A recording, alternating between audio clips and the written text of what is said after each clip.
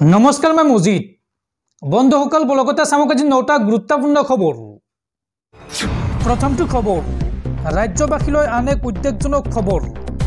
এইবাৰ অসমত স্থাপন কৰা হৈছে উগ্ৰপন্থী সংগঠন NSCN IMৰ কেম্প। ডিমা হাছাওত কেম্প স্থাপন NSCN IMৰ। নাগালেণ্ড সীমাৰ পৰা মাত্ৰ 5 কিলোমিটাৰ অসমৰ ভিতৰত NSCN IMৰ কেম্প স্থাপন। গ্ৰেটাৰ নাগালেণ্ড গঠনৰ প্ৰস্তাৱ কাৰ্যকৰী কৰিবলৈ তৎপৰ হৈছে উগ্ৰপন্থী সংগঠন NSCN IM। জিলা আৰক্ষী প্ৰশাসনৰ চকুৰ সন্মুখতেই প্ৰশিক্ষণ দিয়া হৈছে NSCN IMৰ কেডাৰসকলক আৰু সকলো দেখিও নীৰৱ ডিমা হাছাওৰ জিলা প্ৰশাসন আৰক্ষী। পৰৱৰ্তী খবৰ ৰাজ্য কঁপাই যোৱা APSC কেলেংকাৰীক লৈ ডাঙৰ খবৰ। বিপ্লৱ শৰ্মা আয়োগৰ তদন্তৰ প্ৰতিবেদন দাখিল কৰাৰ পিছতে এইবাৰ পোহৰলৈ আহিছে APSC কেলেংকাৰীত বিজেপিৰ লিংক। মঙ্গলদৈৰ প্ৰাক্তন বিধায়ক গুৰুজ্যোতি দাসে 9জন আত্মীয়ক বক্ৰপথৰে APSC উত্তীৰ্ণ কৰোৱাৰ অভিযোগ উত্থাপন হৈছে।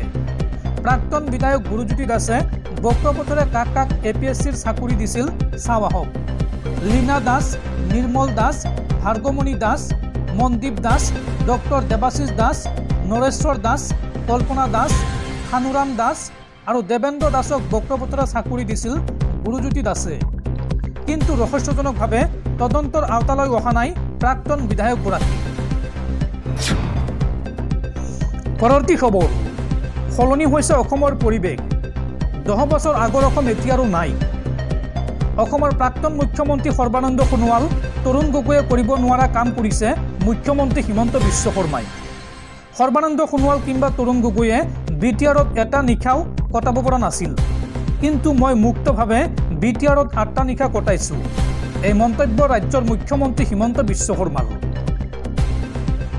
সৰ্বানন্দ সোণোৱাল, তৰুণ গগৈয়ে কৰিব নোৱাৰা কাম কৰিছে হিমন্ত বিশ্ব শৰ্মাই। এই দাবী কৰিছে খুদ ৰাজ্যৰ মুখ্যমন্ত্ৰী হিমন্ত বিশ্ব শৰ্মাই।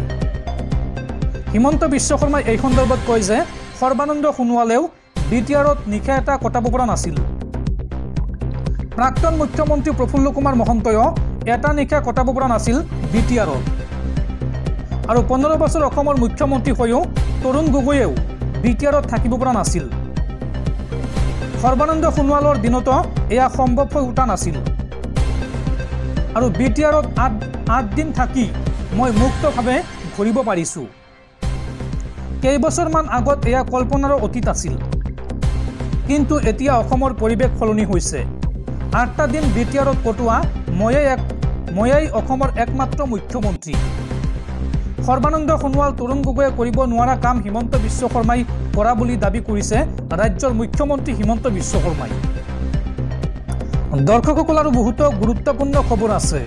তাৰ আগতে আপোনাক জনাওঁ যে যদি আপুনি এতিয়ালৈকে এইটো ভিডিঅ'ত লাইক কৰা নাই তেন্তে এতিয়াই ভিডিঅ'টোত লাইক কৰি দিয়ক। আৰু এনেকুৱা ধৰণৰ ভিডিঅ'সমূহ নিতৌ চাবলৈ চেনেলটো ছাবস্ক্ৰাইব কৰি কাষত থকা বেল আইকনটো প্ৰেছ কৰি ৰাখক। পৰৱৰ্তী খবৰ ৰাজ্যৰ লাখ লাখ নিবনুৱা যুৱক যুৱতীলৈ ভাল খবৰ। বিশ্বৰ অন্যতম ধনাঢ্য ব্যক্তি ইলন মাস্কৰ নতুন পৰিকল্পনা। ভাৰতত শীঘ্ৰে আৰম্ভ হ'ব হাজাৰ হাজাৰ নিযুক্তি। প্ৰধানমন্ত্ৰী মোদীৰ আমেৰিকা ভ্ৰমণৰ পিছতে ভাৰতলৈ আহিছে সুখবৰ। বিশ্বৰ সৰ্ববৃহৎ কোম্পানী টেছলাৰ এসপ্তাহৰ ভিতৰতে এখন বিশাল প্লেন ইণ্ডিয়া প্ৰস্তুত কৰিছে, যাৰ বাবে প্ৰাৰম্ভিক পৰ্যায়তে টেছলা কোম্পানীয়ে ভাৰতৰ বাবে 2000 খালী পদৰ কথা ঘোষণা কৰিছে। যদি আপোনাৰো অভিযান্ত্ৰিক ডিগ্ৰী, বিক্ৰী বা পৰিচালনাৰ অভিজ্ঞতা আছে তেন্তে আপুনিও বিশ্বৰ সৰ্ববৃহৎ কোম্পানীটোৰ অংশ হ'ব পাৰে। অনাগত দিনত বেটাৰী নিৰ্মাণ কোম্পানী টেছলা পাৱাৰ ইণ্ডিয়াই ভাৰতত বহুখিনি সম্প্ৰসাৰণ কৰিবলৈ ওলাইছে। ব্যৱসায়িক সম্প্ৰসাৰণৰ অংশ হিচাপে নতুন নিযুক্তিৰ কথা চিন্তা কৰিছে কোম্পানীটোৱে। সোমবাৰে জাৰি কৰা এক বিবৃতিত এই তথ্য দিছে টেছলাই। টেছলা পাৱাৰ ইণ্ডিয়াইও শেহতীয়াকৈ পুৰণি বেটাৰী ৰিকণ্ডিশ্যন আৰু বিক্ৰীৰ বাবে নিজৰ বেটাৰী ব্ৰেণ্ড ষ্টৰৰ মুকলি কৰিছে। 2026 চনৰ ভিতৰত সমগ্ৰ দেশতে 5000 ৰিষ্টৰ ব্ৰেণ্ড ষ্টৰ মুকলি কৰাৰ পৰিকল্পনা কৰিছে টেছলাই। পৰৱৰ্তী খবৰ ৰাজ্যত পুনৰ ভয়ংকৰ পথ দুৰ্ঘটনা। এই ভয়ংকৰ পথ দুৰ্ঘটনাত থিতাতে মৃত্যু হৈছে 2জন বাইক আৰোহীৰ। বঙাইগাঁও জিলাৰ চাপৰাকাটাত সংঘটিত হৈছে এই ভয়ংকৰ পথ দুৰ্ঘটনা। তীব্ৰবেগী ট্ৰাকৰ খুন্দাত নিহত হৈছে 2গৰাকী বাইক আৰোহী। আৰু এই মুহূৰ্তলৈকে উদ্ধাৰ হোৱা নাই নিহত ব্যক্তিত্বৰ পৰিচয়। পৰৱৰ্তী খবৰ, এটেনশ্যন অসম আৰক্ষীৰ ডিজিপি হৰমিত সিং ডাঙৰীয়া, ডিমা হাছাত অসম পুলিচৰ ধন সংগ্ৰহ। হাৰাংগাজাও ৰাষ্ট্ৰীয় ঘাইপথত আৰক্ষীয়ে চিণ্ডিকেট চলোৱাৰ অভিযোগ। পথটোৰে পাৰ হৈ যোৱা প্ৰতিখন ট্ৰাকৰ পৰা ধন সংগ্ৰহ কৰে অসম আৰক্ষীৰ একাংশ কনিষ্টবলে। মোবাইলত আবদ্ধ হৈছে অসম পুলিচে ধন সংগ্ৰহ কৰাৰ দৃশ্য। পৰৱৰ্তী খবৰ, মহাকুম্ভ মেলাত পুনৰ মৃত্যু অসমৰ ভক্তৰ। মৃত লোকজন বঙাইগাঁৱৰ তুলুঙীয়াৰ ধীৰেন ৰায়। মহাকুম্ভ মেলাত হৃদক্ৰিয়া বন্ধ হৈ মৃত্যু হয় এই লোকজনৰ।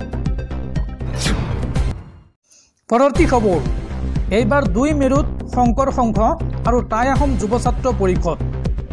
শংকৰ সংঘৰ বিৰুদ্ধে এইবাৰ বিস্ফোৰক অভিযোগ উত্থাপন কৰিছে টাই আহোম যুৱ ছাত্ৰ পৰিষদে।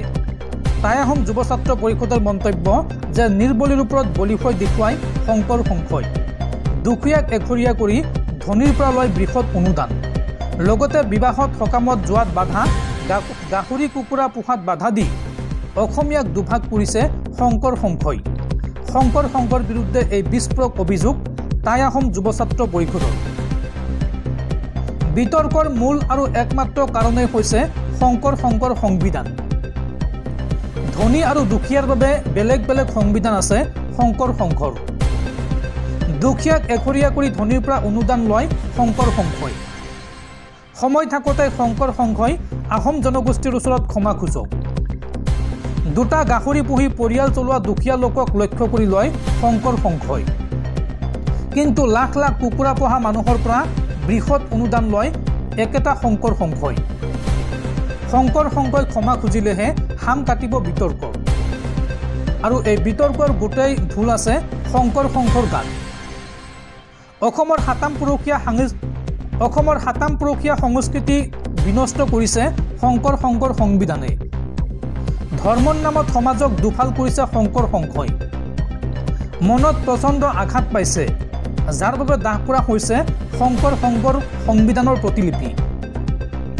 সংবিধানখন সংশোধন কৰাৰ দাবীৰে দাহ কৰা হৈছে শংকৰ সংঘৰ সংবিধান। বাৰম্বাৰ আহোম জনগোষ্ঠীক অপমান কৰাৰ উত্তৰ দিব লাগিব শংকৰ সংঘই। বিয়া সকাম খাবলৈ বাধা দি শংকৰ সংঘই বিনষ্ট কৰে অসমৰ সম্প্ৰীতি।